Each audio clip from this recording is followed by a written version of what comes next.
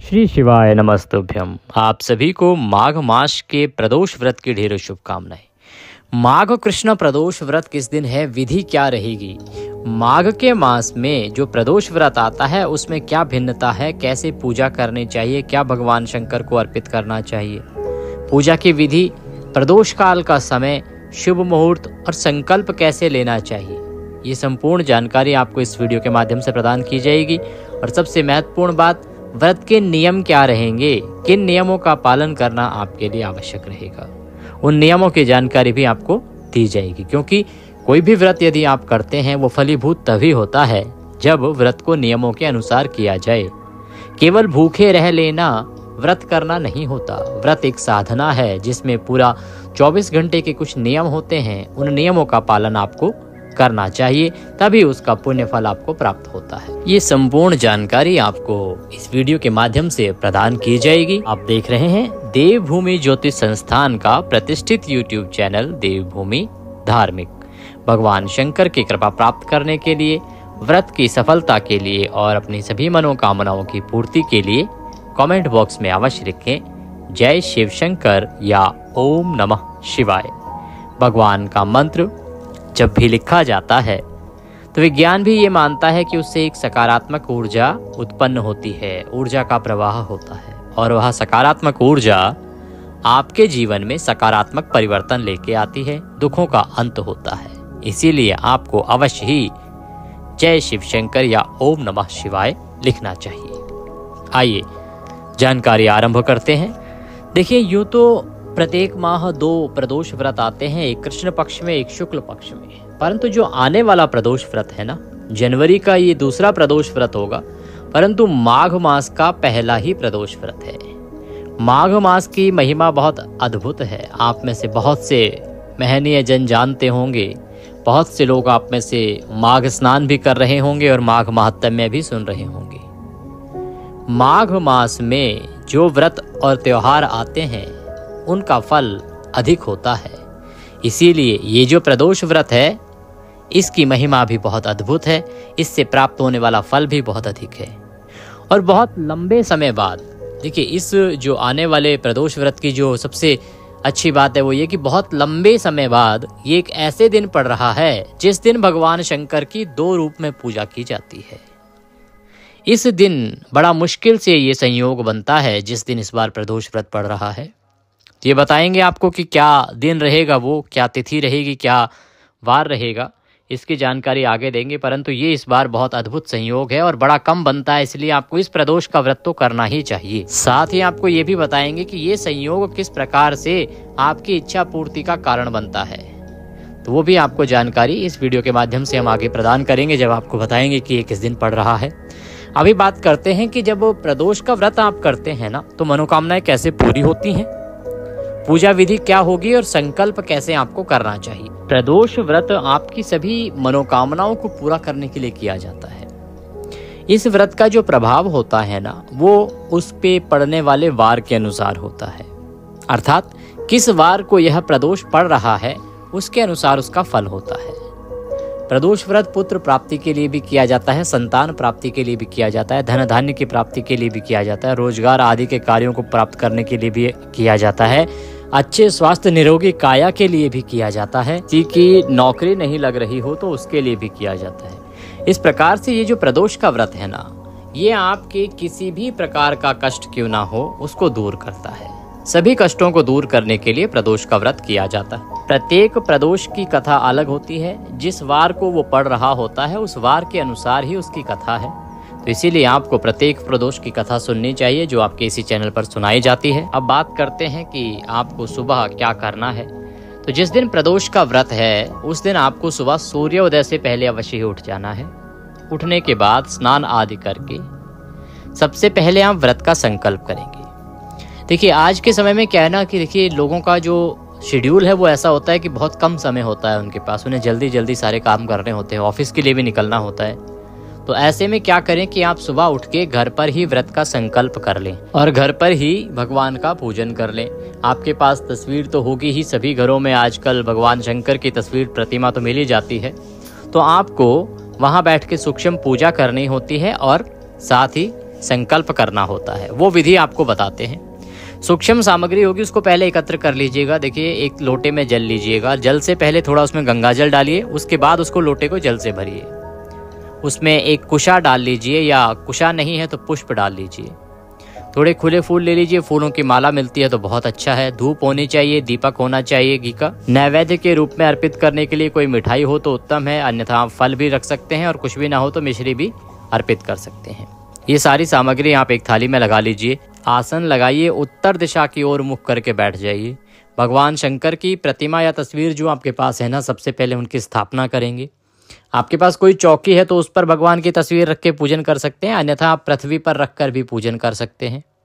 जहाँ भी आप रखेंगे ना, सबसे पहले उस स्थान पर जल के छींटे दीजिए। लोटे में जल भरा है ना, जिसमें गंगा जल भी मिला हुआ है, तो उसमें कुशा से या फिर पुष्प से उस स्थान पर जल के छींटे दीजिए। इससे वो स्थान जो है वो पवित्र हो जाएगा, भगवान की स्थापना योग्य होगा। भगवान को आसन दीजिए, क्योंकि भगवान जब आप स्थापित करेंगे तो आसन तो आवश्यक है।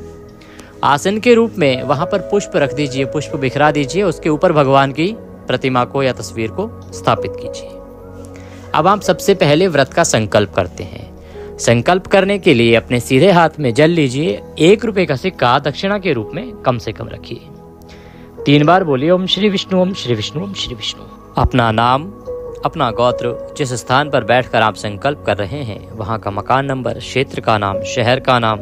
माघ मासे कृष्ण पक्षे त्रयोदश्यायाम पुण्यतिथियो सोमवासरे अमुक कार्य सिद्ध्यर्थाय। जिस भी किसी कामना की पूर्ति के लिए आप ये व्रत कर रहे हैं, यहाँ पर वो बोलेंगे अमुक कार्य, मतलब आयु आरोग्यता प्राप्त्यार्थाय, धन संपन्नता प्राप्त्यार्थाय, पुत्र प्राप्त्यार्थाय, संतान प्राप्त्यार्थाय प्रदोष व्रत पूजनम संकल्पम संकरिष्ये। बोलिए सौ श्री विष्णु शरणौ शरणम प्रपद्ये। यह संकल्प भगवान के चरणों में अर्पित कर दीजिए। यहाँ पर हमने सभी कामनाएं एक साथ बोल दी हैं। इनमें से जो आपकी कामना हो वो आपको बोलनी है केवल। संकल्प इस प्रकार से आपको करना है। संकल्प जो है ना, वो बहुत बड़ा विधान है और इसकी महिमा बहुत अधिक है। संकल्पित होकर जब आप व्रत करते हैं तभी उसका जो पुण्य है वो आपके निमित्त लगता है। इसको साधारण विधि से भी कर सकते हैं और भी सरल। ये देखिए, ये था शास्त्रोक्त जो संकल्प विधि है वो जो शास्त्रों में वर्णित है। आप और अधिक सरल करना चाहते हैं, मान लीजिए आपको ये इसमें बहुत अधिक कुछ कठिनाई लग रही है इसमें भी, तो हाथ में जल लेके और भगवान का स्मरण करते हुए निवेदन करें कि हे प्रभु, मैं अपना नाम बोलें, गोत्र बोलें, प्रभु आज ये संकल्प करती हूँ कि ये व्रत मैं करूँगी, मेरी ये इच्छा है, इसको आप पूरा करें, और संकल्प भगवान को अर्पित कर दें। शास्त्रोक्त जो विधि है वो हमने बताई है, उससे करते हैं तो सर्वोत्तम है। अन्यथा अगर आप वो नहीं समझ पा रहे हैं तो आप इससे भी संकल्प कर सकते हैं। संकल्प करना आपने अवश्य है। संकल्प करने के बाद अब भगवान का पूजन करेंगे। पूजन करने के लिए सबसे पहले भगवान को पद्य, अर्घ, आचमनी अर्पित करेंगे। तो जो लोटे में जल है उससे 3 बार छींटे दीजिए प्रभु को। 1 बार पद्य, 1 बार अर्घ, 1 बार आचमनी।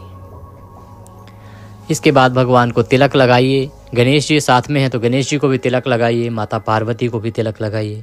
अक्षत लगाइए, अक्षत अर्पित कीजिए माता पार्वती, गणेश जी महाराज और भगवान शंकर को। पुष्प अगर हैं तो पुष्प चढ़ाइए, फूलों की माला अर्पित कीजिए। धूप जलाइए, धूप दिखाइए, और दीप जलाइए। घी का दिया गोलबत्ती वाला वो जलाइए और दीप दिखाइए भगवान को। धूपम दर्शयामि दीपम दर्शयामि मुखभोजनार्थम नैवेद्यम समर्पयामि शुभदो वरदो भवः। दीपक जो आपने जलाया है देसी घी का, उसका ध्यान रखें कि आप उसको पृथ्वी पर जब रखेंगे तो नीचे आसन दीजिएगा। डायरेक्ट कभी भी दीपक को नहीं रखना चाहिए, पहले आसन देना चाहिए। चाहे आप कोई पुष्प रखिए नीचे या फिर आप थोड़े से चावल रख दीजिए। आसन दे के ही दीपक को रखना चाहिए। और ये जो दीपक जलाया है इसको उठाना नहीं है। जब आरती करेंगे ना तो दूसरा दीपक आपको लेना है। ये साक्षी देव होते हैं, पूजा की साक्षी होते हैं, इसलिए इनको नहीं उठाना चाहिए। आपको अब नैवेद्य अर्पित करना है। नैवेद्य के रूप में यदि कोई मिठाई है तो वह भगवान को अर्पित कीजिए, अन्यथा फल आप भगवान को अर्पित कर सकते हैं। फल भी ना हो तो आप मिश्री भी नैवेद्य के रूप में भगवान को अर्पित करेंगे। उसके बाद जलाचमनी कराएंगे, जल के छींटे देंगे और हाथ जोड़कर भगवान से प्रार्थना करेंगे, उनको दंडवत प्रणाम करेंगे और आप कथा का पाठ करेंगे या कथा सुनेंगे। आपको कथा अवश्य ही सुननी चाहिए। प्रदोष की कथा जो ऑथेंटिक कथा होती है आपके इसी चैनल देवभूमि पर सुनाई जाती है, वीडियो अपलोड किया जाता है, तो उस कथा को आप अवश्य सुने। YouTube पर अगर आप कथा सुनते हैं तो सावधान रहें, क्योंकि YouTube पर बहुत से ऐसे चैनल भी हैं जो किसी भी कथा को प्रदोष कथा के रूप में प्रचारित कर देते हैं और इससे व्रत करने वालों का पुण्य क्षीण हो जाता है, क्योंकि अनजाने में वो उस कथा को प्रदोष व्रत कथा समझ के सुन लेते हैं। तो आपको स्वयं भी ध्यान रखना है कि आप जो कथा सुन रहे हैं वो सही कथा सुने। आपका ये जो देवभूमि चैनल है, ये ज्योतिष संस्थान का चैनल है। हम यहाँ पर जो भी कथा सुनाते हैं वो ऑथेंटिक होती है और पुराणों में वर्णित होती है। जो सही कथा होती है वही हम यहाँ पर अपलोड करते हैं। तो आप अगर चैनल पर नए हैं, चैनल को सब्सक्राइब कर लीजिए और इसमें जो बेल आइकन का निशान है ना, सीधे साइड में एक घंटे का निशान होता है बेल का, उसको दबा दीजिए, क्योंकि उससे लाभ ये होगा कि हमारे सारे वीडियोस का आपको नोटिफिकेशन मिलता रहेगा। जैसे ही हम वीडियो अपलोड करेंगे आपको वहाँ पर नोटिफिकेशन आ जाएगा कि इन्होंने ये वीडियो अपलोड किया है। अब कोई वीडियो अगर आपको दिखता है कि ये काम का है तो वो देख लीजिएगा, बाकी आप छोड़ सकते हैं। परंतु यदि आप बेल आइकन नहीं प्रेस करते हैं तो आपको नोटिफिकेशन नहीं आएगा। फिर क्या होगा कि आप मान लीजिए शाम को अपना यूट्यूब खोल रहे हैं और हमने कोई सुबह वीडियो डाला होगा तो वो आपके स्क्रीन पे आएगा ही नहीं, वो निकल जाएगा पहले ही, क्योंकि आप बहुत समय बाद, यहाँ मान लीजिए हम शाम को वीडियो अपलोड कर रहे हैं, आप सुबह खोलते होंगे, तो उस कंडीशन में वो जो वीडियो है आपको दिखेगा नहीं और जो महत्वपूर्ण जानकारियां हैं वो छूटती चली जाएंगी। इसीलिए आपको चैनल को सब्सक्राइब करना चाहिए और जो बेल आइकन का निशान है ना, घंटे का निशान, उसे अवश्य दबाना चाहिए, क्योंकि आपका ये जो चैनल है ये केवल धार्मिक जानकारियां प्रस्तुत करता है और वो भी आपके काम की होती हैं। कौन सा व्रत त्योहार कब और कैसे करना है, पूजा विधि क्या है, सही कथा क्या है, कौन सी कथा है, क्या नियम है, यही हम बताते हैं और ये सभी आप सभी के काम के होते हैं। जो भी सनातनी भाई बहन हैं उन सब के काम के होते हैं। इसीलिए आप चैनल को सब्सक्राइब कर लीजिए और बेल आइकन को दबा दीजिए और टेंशन फ्री होके रहिए। उसके बाद आपका कोई त्योहार व्रत आदि कुछ छूटेगा ही नहीं। सबकी जानकारी समय से पहले हम आपको यहाँ से देते रहेंगे। तो भगवान की कथा सुननी है, कथा सुनने के बाद भगवान की आरती करेंगे। इस प्रकार से ये आपकी प्रातः काल की पूजा है। इसके बाद आप अपने दिन के जो दैनिक कार्य हैं उनको कीजिए। आप ऑफिस जाते हैं ऑफिस जाइए, आपका जो भी रोजगार स्थल है वहाँ पर जाइए।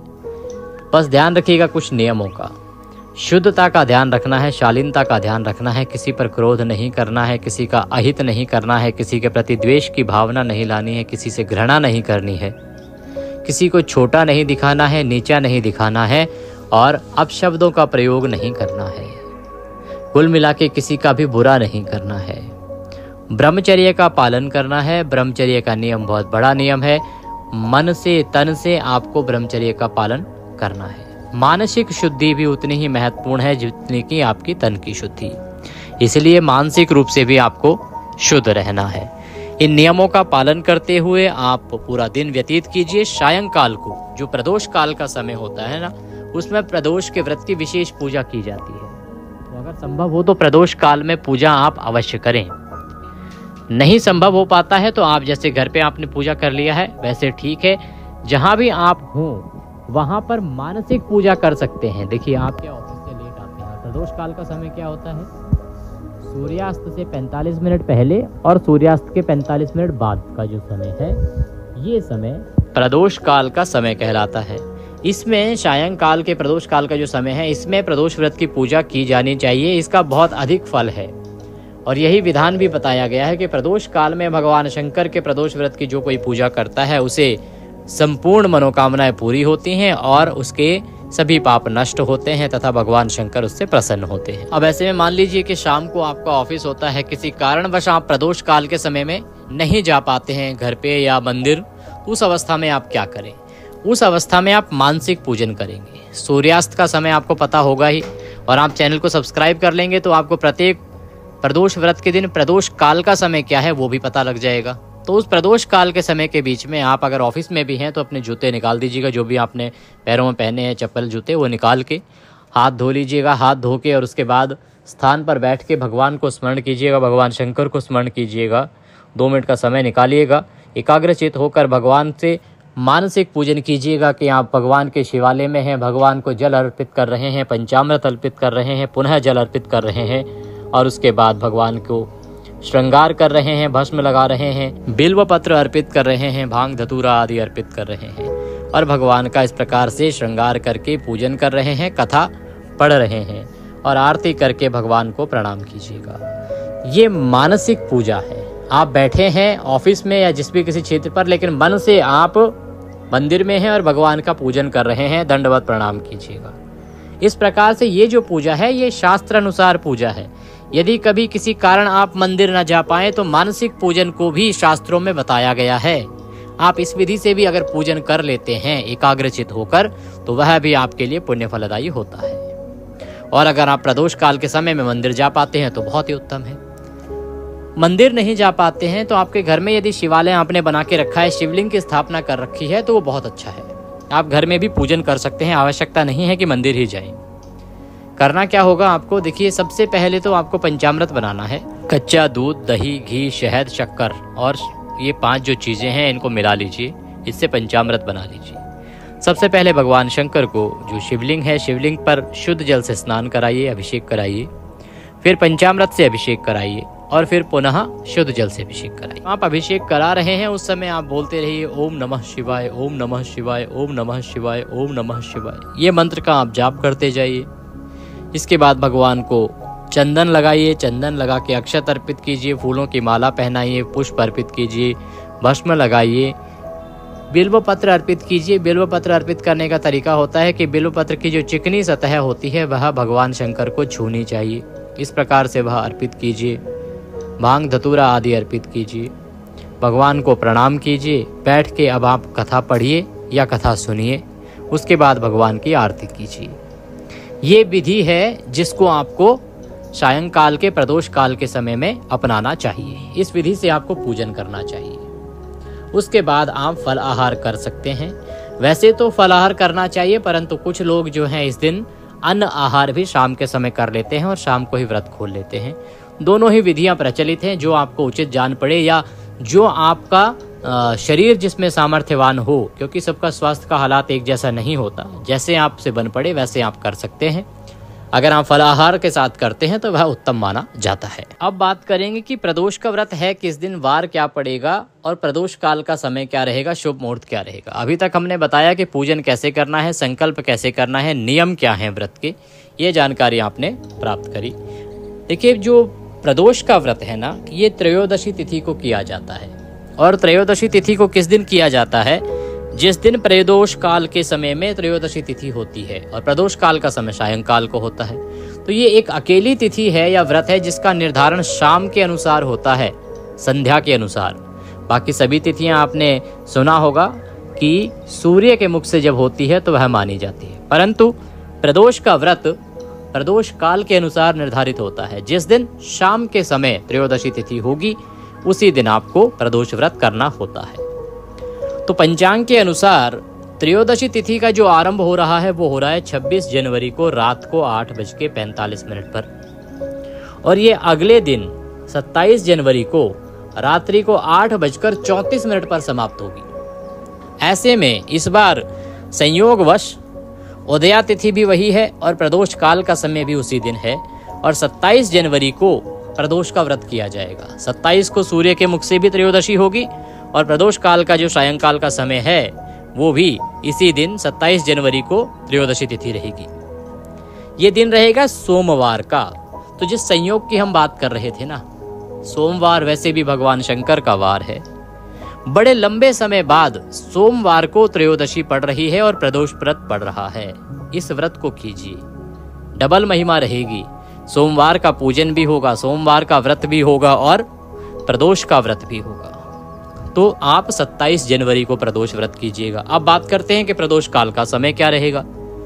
तो जो पूजा के लिए शुभ मुहूर्त रहेगा वो रहेगा शाम को 5:56 से और 8:42 तक। शाम को 5:56 से और 8:42 तक ये सायंकाल को पूजा के लिए उत्तम समय है। इसमें आप पूजन कीजिएगा, आपका व्रत अवश्य ही सफल होगा। भगवान शंकर आप पर अवश्य ही कृपा करेंगे। वीडियो अच्छा लगे तो उसे लाइक अवश्य कीजिएगा। थोड़ा सा भी अच्छा लग जाए तो लाइक करना चाहिए, क्योंकि हम बड़ी मेहनत करते हैं आप तक ये जानकारी पहुंचाने के लिए, और आपका एक लाइक हमारे लिए बहुत महत्वपूर्ण होता है। कमेंट बॉक्स में मनोकामना पूर्ति के लिए अवश्य लिखें ओम नमः शिवाय या जय शिव शंकर। इसके अलावा कुछ और जानकारी देना चाहें, कुछ पूछना चाहें तो लिख सकते हैं। चैनल पर नए हैं तो सब्सक्राइब करते जाइए। भगवान सब पर कृपा करें। जय शिव शंकर।